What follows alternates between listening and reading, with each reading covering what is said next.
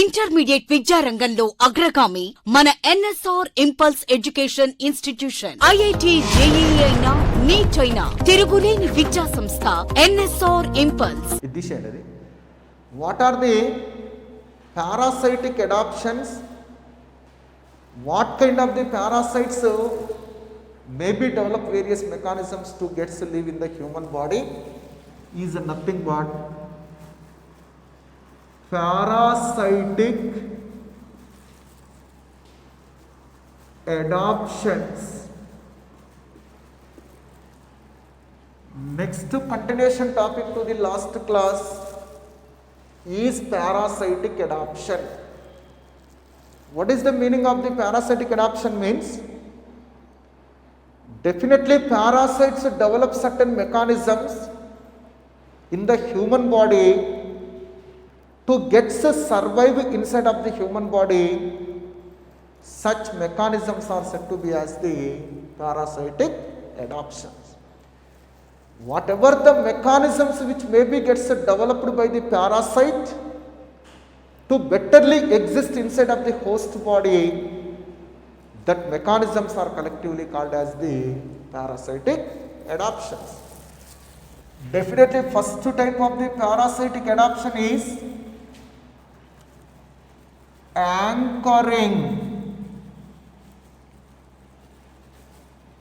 anchoring organs.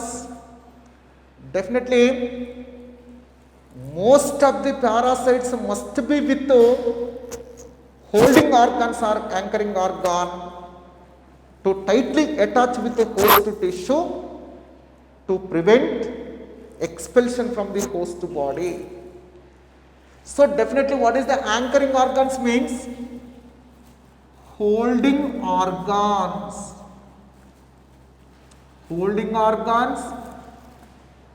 Most of the parasites must be with holding organs in order to tightly attach to the host tissues, in order to tightly attach with the host organs to prevent their expulsion, to the out from the human body. Such organs are said to be as the anchoring organs or holding organs. For example,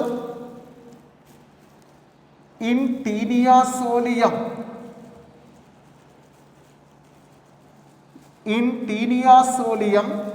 this is the intestinal parasite. It lives in the lumen of the small intestine. This Taenia solium lives in the lumen of small intestine. Definitely this Taenia solium is with hooks. It is with suckers. It is with Bothridia for attachment to the intestinal wall tightly to prevent its expulsion to the out. For example, when we observe the Taenia solium, just assume this is the human alimentary canal. In the human alimentary canal, this is the small intestine. Definitely this is the small intestine. Taenia solium lives here. Here Taenia solium gets to live. Taenia solium lives in the lumen of the small intestine. This Taenia solium is with the hooks, is with the suckers, is with the Bothridia. So then when we observe the structure of Taenia solium, just assume in the Taenia solium body, three distinct portions are present. One is said to be as the scolex. This is the structure of Taenia solium. In the Taenia solium body, this is said to be as the scolex. This is the scolex. This is the neck. This is the strobila. In the tinea solium body, definitely three distinct portions are present. The first part is said to be as the scolex. Second part is said to be as the neck. Remaining entire part, which is with the segments, is said to be as the strobila. Definitely in scolex, this is the scolex. About 22 to 32 hooks are present like this. These are said to be as the hooks. These are said to be as the hooks. They are 22 to 32 in number. Similarly, circular structure which is present for attachment to intestinal wall of human, that is said to be as the sucker. Circular structure is said to be as the sucker. Again, this is the leaf-like structure. This is the leaf-like structure, that is said to be as the Bothridia. This is said to be as the Bothridia. This is the leaf-like sucker. That is said to be as the leaf-like sucker. Leaf-like sucker. So with the help of the hooks, with the help of the sucker, with the help of the Bothridia, tinea solium is attached to wall of the small intestine. By that way, it may not comes out, it may not be expelled to the out. So in that way, parasites must be with holding organs in order to tightly attach to the host tissue to prevent expulsion. Definitely, once if the parasite comes out of host body to the outside of the host body, parasite is not able to survive. Parasite is not able to exist to the outside of the human body. So that only until complete its life cycle, it have to be retained in the host body. So that only these parasites must be with holding organs or anchoring organ in order to attach to the host tissue tightly. That is the first parasitic adaptation. Second parasitic adaptation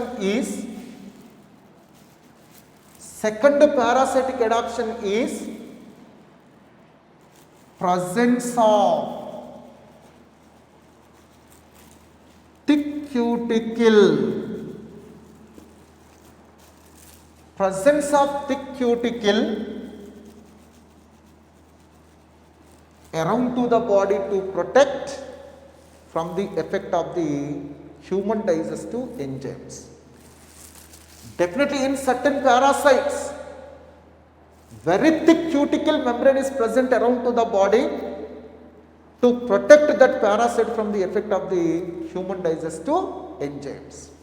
For example, when we observe the Ascaris,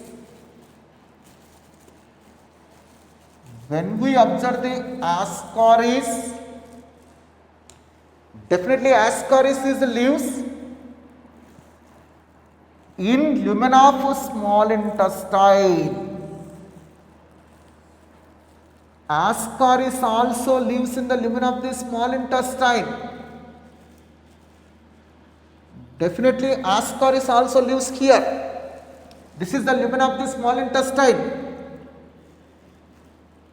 If this kind of the Ascaris is without cuticle membrane around to its body, definitely into the small intestine, several digestive enzymes are secreted from the intestinal wall Definitely that digestive enzymes must be digest the ascaris also along with our food material. Definitely in our small intestine, most of the digestion is taken place. If this ascaris is without a cuticle membrane around its body, if this ascaris is without a cuticular membrane around to its body, definitely with digestive enzymes there may be chances to get completely digest. So that only to protect from the effect of the digestive enzymes, this ascaris body is covered with thick cuticle. Presence of the thick cuticle around to the body is also one type of the parasitic adaptation. Presence of the thick cuticle around to the body is also one type of the parasitic adaptation. This thick cuticle which is present around to the ascaris body protect ascaris from the effect of the human digestive enzymes. Next, third parasitic adaptation is production of anti-enzymes. Production of the anti-enzyme. Production of anti-enzymes. What is the meaning of the production of anti-enzymes means? Just assume Taenia solium lives inside of small intestine. Definitely Taenia solium lives inside of the lumen of the small intestine. So just assume this is the Taenia solium. This is the Taenia solium.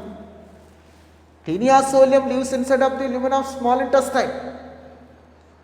For example, from the small intestinal wall, trypsin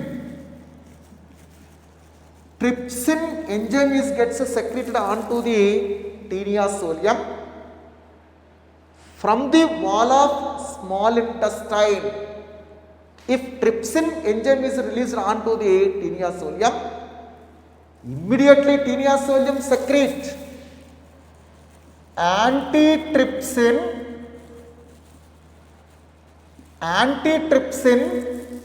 onto the trypsin. By that way trypsin becomes inactive. Definitely whenever our small intestine secrete trypsin enzyme onto the Taenia solium, immediately Taenia solium secrete antitrypsin onto the trypsin. By that way our trypsin becomes inactive. So in that way this antitrypsin is said to be as the anti-enzyme. This antitrypsin is said to be as the anti-enzyme. In that way certain type of the parasites produces anti-enzymes to neutralize our digestive enzymes to protect themselves inside of the lumen of the small intestine. Again, better example for this is the Taenia solium.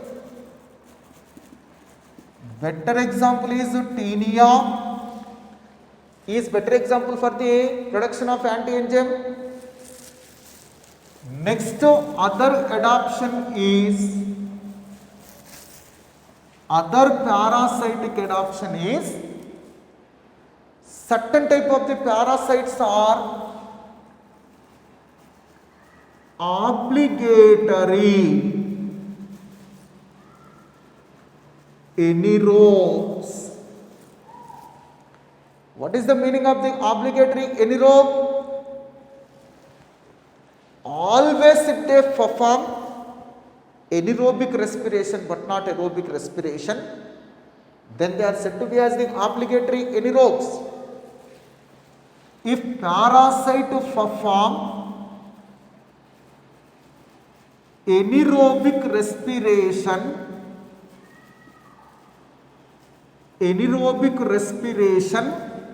then that is said to be as the obligatory anaerobe.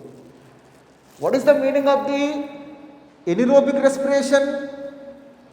without utilization of oxygen, if carbohydrate is gets splitted, then that is said to be as the anaerobic respiration. Without utilization of oxygen, if respiration is going on, that is said to be as the anaerobic respiration. Definitely, most of the parasites which may be lives in the host tissue, where to them oxygen is not available. For example, Taenia solium, while it is living in the lumen of small intestine, to that oxygen is not available properly. So that only this Taenia solium always perform anaerobic respiration only, but not aerobic respiration. Though oxygen is available to it, though oxygen is available to that kind of the Taenia solium, never that perform the aerobic respiration, that always perform the anaerobic respiration only. Anaerobic respiration means without utilization of oxygen, if respiration is occurs, if carbohydrate is gets splitted, then that is said to be as the anaerobic respiration. Better example is Entamoeba histolytica. Entamoeba histolytica, Taenia solium. Definitely Entamoeba histolytica, Taenia solium are intestinal parasites. Definitely they may be lives inside of the intestinal lumen or intestinal wall. These are lives as the parasites in digestive system or in alimentary canal. So that only they are said to be as the enterozoic parasites or intestinal parasites. Definitely these two parasites always perform anaerobic respiration only, but not aerobic respiration. So they are said to be as the obligatory anaerobe. That is one type of the parasitic adaptation. But certain type of the parasites are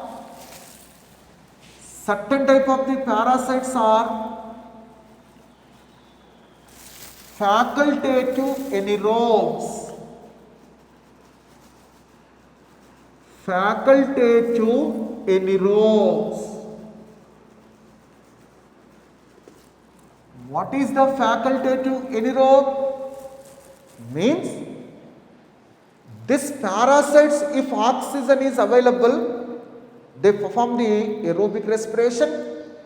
In absence of the oxygen, they perform the anaerobic respiration. Definitely the parasite, if it can be perform aerobic respiration in the presence of oxygen, aerobic respiration in the presence of oxygen, and in absence of oxygen, if it can be performed anaerobic respiration,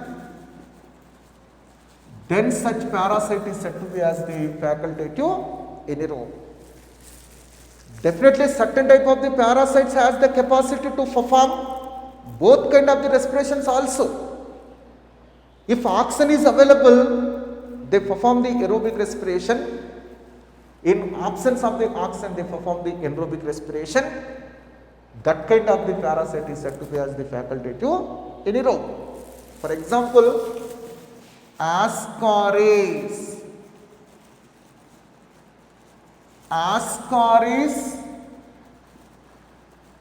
lumbricoids. Ascaris lumbricoids is the intestinal parasite. Definitely Ascaris lumbricoids is the intestinal parasite which may be perform dual type of the respiration.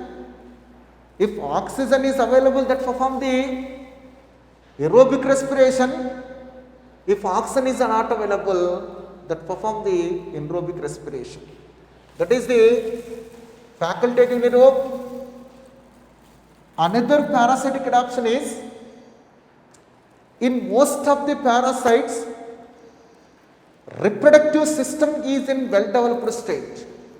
This is the most advanced parasitic adaptation. Definitely in each and every parasite also, the system which is with the well developed state means that is the reproductive system. To produce the more number of the daughters, to produce the huge number of the eggs, this parasites must be with the well developed reproductive system. Definitely in the parasite, well developed reproductive system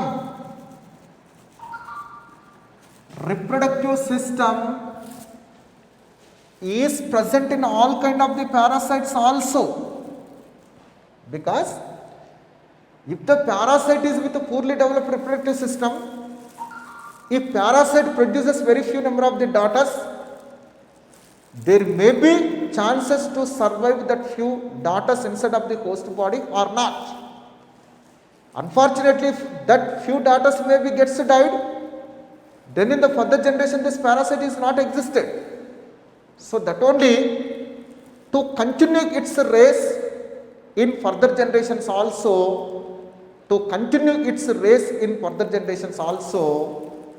each and every parasite produces millions of the eggs, millions of the daughters to continue its race in the further generation. Because if parasite produces more number of the eggs, at least of them 50% are gets degenerated or destructed, remain 50% if they survive, definitely that 50% of the eggs may be developed into daughters. They may be again perform the reproduction, they may be again produces the millions of daughters. By that way, in further generations this parasite must be existed. In that way, to exist this parasite in the further generation, each and every parasite must be with well developed reproductive system. Definitely, for example, when we observe Ascaris lumbricoid, definitely female Ascaris lays 2 lakhs of eggs per day. Definitely, female Ascaris can lay about 2 lakhs of the eggs per day. So to produce that 2 lakhs of the eggs, well developed reproductive system must be present. In the case of the human, specifically in the case of the human female, only one egg gets releases in one menstrual cycle within 29 days. Within 29 days duration, only one egg gets releases on the 14th day in a menstrual cycle. Definitely 29 days together constitute a cycle that is said to be as the menstrual cycle. In menstrual cycle, during the 29 days, only one egg is releases by the one side of the ovary in the case of the human female. But in the case of the female Ascaris, 2 lakhs of the eggs are gets laid by the female Ascaris per day. Means definitely well developed reproductive system is present in the case of the parasites. Similarly, in the case of the Taenia solium,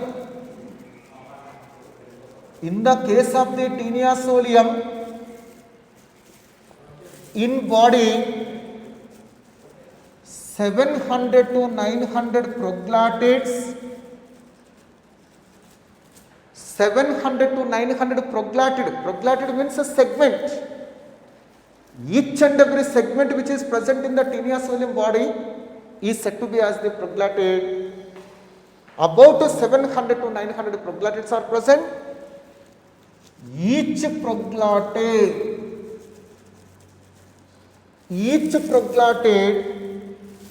can lay about 35,000 eggs.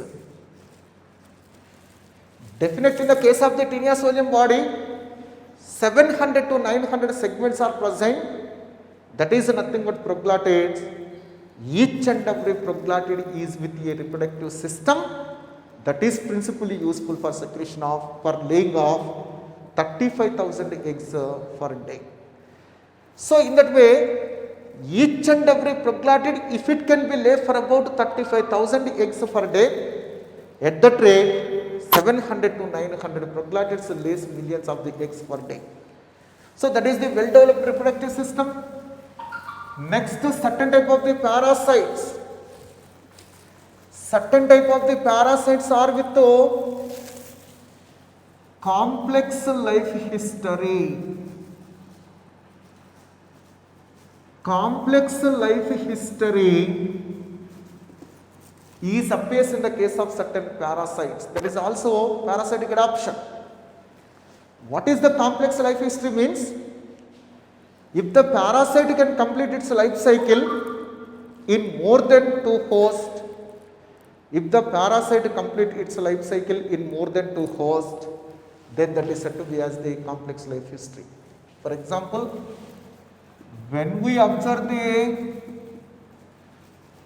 Fasciola hepatica, when we observe the Fasciola hepatica, this is commonly called as the liver fluke. This is the liver fluke. It's commonly called as the liver fluke. This Fasciola hepatica completes its life cycle in 3 hosts. One is the man, he is the primary host. Second one is the snail. Third one is the sheep. These 2 are secondary hosts. These 2 are the secondary hosts. In that way, any parasite, if it can complete its life cycle in more than 2 hosts, then it is said to be as the complex life history. Presence of complex life history is also one type of the parasitic adaptation. In addition to that, in the Fasciola hepatica, another parasitic adaptation, that is the sequential polyembryony, is also appears in the case of the Fasciola hepatica. Sequential polyembryony means many larval stages, if they may be formed in a sequence one after another. Many larval stages, if they may be formed one after another in a sequence, then that is said to be as the sequential polyembryony. So what are the larvae which may be formed in a sequence means? First one is the Miracidium,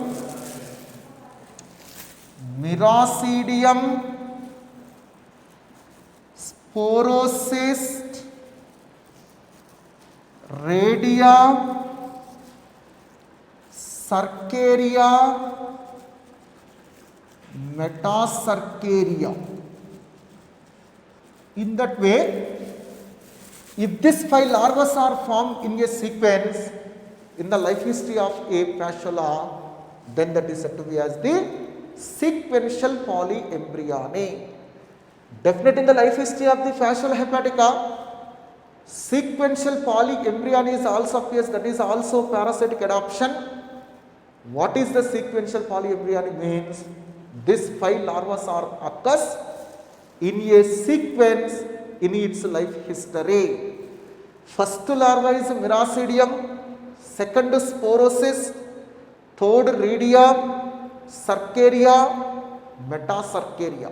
These 5 larvae are appears in a sequence in the life history of the Fasciola hepatica. That is said to be as the sequential polyembryony. That's also parasitic adaptation. Next, certain type of the parasites are with cyst around to the infective stage to easily transfer from one host to another host. Definitely presence of cyst wall is also one parasitic adaptation. For example, entamoeba. In the case of the entamoeba histolytica,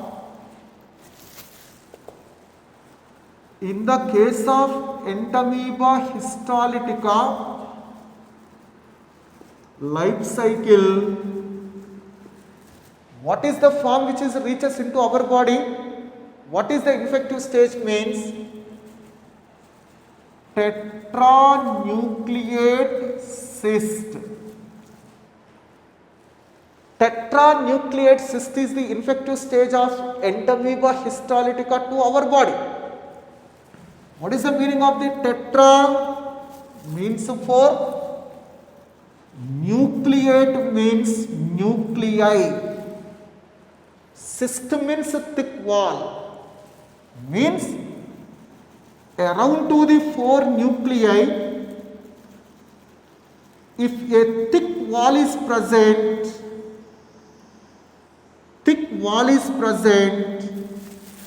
then that is said to be as the tetranucleate cyst. This is said to be as the infective stage in life history of the entamoeba. Means in the life history of entamoeba histolytica, what form is spread from person to person means tetranucleate cyst. That is said to be as the infective stage. Definitely on or before transferring of this tetranucleate cyst from one person to another person, to protect this parasite, from the unfavorable environmental condition, this cyst must be useful.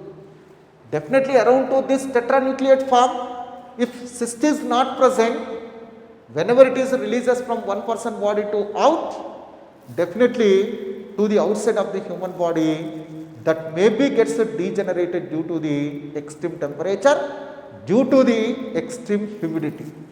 So that only to protect this tetranucleate form from the effect of environmental condition, extreme environmental condition, definitely this cyst must be useful to that. Means a cyst wall must be provide the protection to infective stage of this entamoeba on or before that may be transferred from one person to another person. Means this is also one parasitic adaptation. Presence of cyst wall around to the infective stage of entamoeba is the parasitic adaptation. Next, when we observe the certain parasites, such as the means changing of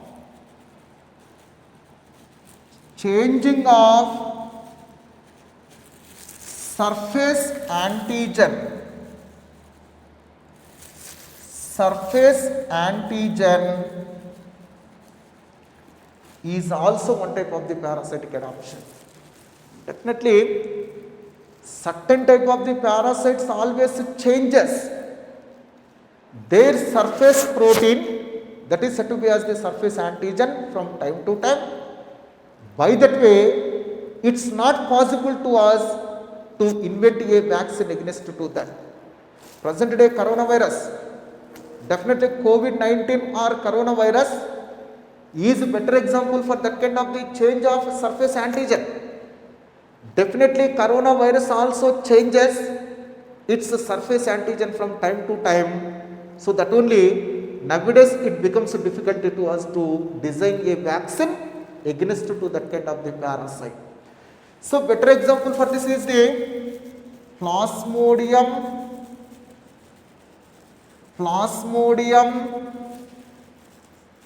HIV coronavirus, or better example for parasites which may be changes their surface antigen from time to time. Definitely certain type of the parasites continuously changes their surface proteins, surface antigen from time to time. By that way, it is not possible to us to design a vaccine against to them to completely eradicate them from the society here. In that way, definitely several parasites may be develop several type of the adaptations to betterly exist in the host body. Effects of parasites on their hosts. Effects of the parasites on their host means what kind of the effects are appears in the case of the host body due to the presence of parasite in their body. What are the adverse effects which may be appears in the case of the host body due to the presence of the parasite in their body is nothing but effects of the parasites on their host body. At first, parasite feeds on fluids of host. Definitely parasites feeds on the fluids of the host, means that may be blood, fluid means that may be blood, that may be lymph, that may be cytoplasm, whatever it may be. Definitely parasite feeds on the fluids of the host. So that only host becomes weak at first. Host becomes weak at first. Later, this immune system of the host is also becomes weak. By that way, parasite easily multiply in number. By that way, later it shows the dominance over the host tissue. By that way, finally it causes the disease. Means at first this parasite starts feeding on the tissues of the host body, fluids of the host body. As a result of this, parasite is increases in size, and also due to the decreased fluid volume in the host body, host is becomes weak at first. Later, parasite rapidly reproduce the daughters. By that way, parasite number gets increases. By that way, parasite starts to dominate over the host tissue. Later, that may be causes the disease to the person. Again, when we observe the parasitic effects on the host body, first parasitic effect is parasitic castration. Parasitic castration is the first parasitic effect. What is the parasitic castration means? Definitely Saculina. This is commonly called as the root-headed barnacle. This Saculina lives on mussel crab. Its scientific name is Carcinus minas. Scientific name of the mussel crab is the Carcinus minas. Saculina lives as the parasite on the mussel crab body. During that, Saculina releases harmful chemicals into the mussel crab. As a result of this, in mussel crab finally ovaries are degenerated. Finally, this mussel crab becomes as the sterile.